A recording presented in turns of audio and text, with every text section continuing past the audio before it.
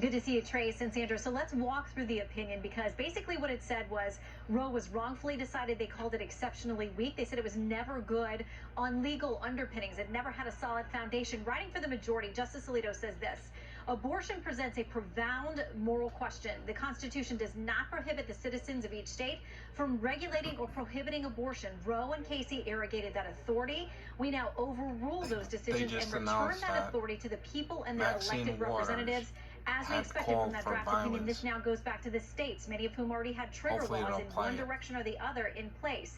The dissent saying they actually think this is going to hurt the court itself. It was signed on to by all three dissenters, Justices Breyer, Sotomayor, and Kagan, saying this: one of us once said that quote, it is not often in the law that so few have so quickly changed so much. By the way, don't forget to subscribe. For all of us in our time on this court, that has never been more true than today.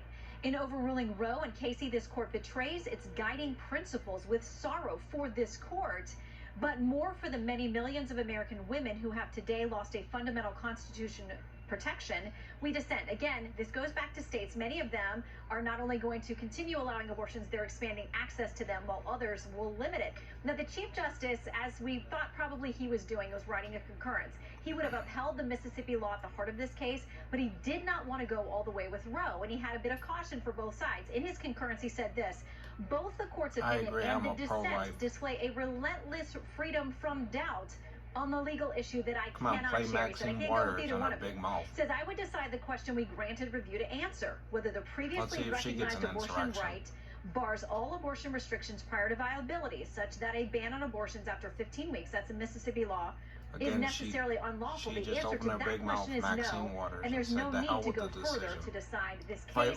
But Sandra and Trace, you know, they went much further, at least 5 of them today, meaning Roe is no longer the law of the land. Shannon, how would you describe the ongoing reaction there outside of the Supreme Court? Well, this morning both groups were very well represented, pretty loud out here, a lot of joyful crying and hugging among the pro-life demonstrators who were out here. Kind of a resolve by the pro-choice group, who knew that they expected this was coming, but now they have grown throughout the day. A number of top lawmakers, including Congresswoman Alexandria Ocasio-Cortez and others, have come to join as the chants continue: no peace, no justice. Some that we can't repeat on the air, but clearly they are bonding together. You had the statement by Representative Maxine Waters not long ago.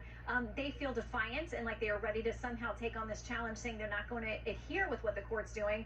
But if anything, the court's crowd of the court seems to be growing at this point. Saying the hell with the if I can, Shannon, I just want to kind of go back and pick your brain a little bit on the Chief Justice John Roberts concurring on this thing. It came down because a lot of reporting early said it was 5-4. We know it now is 6-3. So specifically what he did was he said yes, he would be in favor of parts of Dobbs, but none of Roe. Is that a fair assessment? Yeah, I mean, that's my reading of it. As he said, as we thought probably after the arguments that there was this good majority, solid majority together to uphold that Mississippi law. So that's as far as he's willing to go. In his opinion, he says, that's it. I go with upholding that Mississippi law. I don't get to the rest of the question. I don't get to Roe v. Wade. So he does not sign on with those 5 who said Roe is gone. He stops well short of that. Shannon, great insight. Thank you. Good work as always. Not peaceful protests in the Thank you, Shannon. Let's bring in Carrie Severino, president of the Judicial Crisis Network, joining us now. Carrie, thank you very much for being here today. As the breaking news comes in, lots of reaction continues to pour in this afternoon. What do you believe the days, weeks, months look like that follows this groundbreaking decision? Violence. Well, as you were commenting, you know, there's a lot of threats of violence and activity like that. So I think you're going to have continued concerns about the safety of the justices, safety of pro-life groups across the country, of pregnancy centers designed to help pregnant women, ironically, are being targeted and firebombed. Churches as well. So I think there's going to be a lot of concern about that.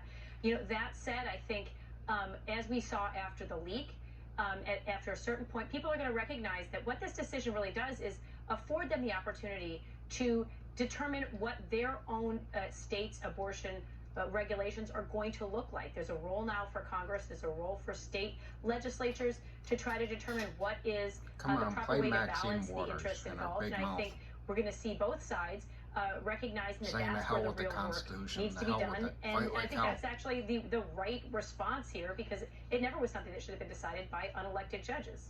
We talk about Roe, we talk about Casey, we talk about Dobbs, a lot of this, and people don't really get this. But is it a fair assessment, Kerry, when you hear some of these legal analysts say that, for all intents and purposes, Casey really did got a large portion of Roe to begin with? Thanks for watching. And so Please we had subscribe. a new starting point there. Bye.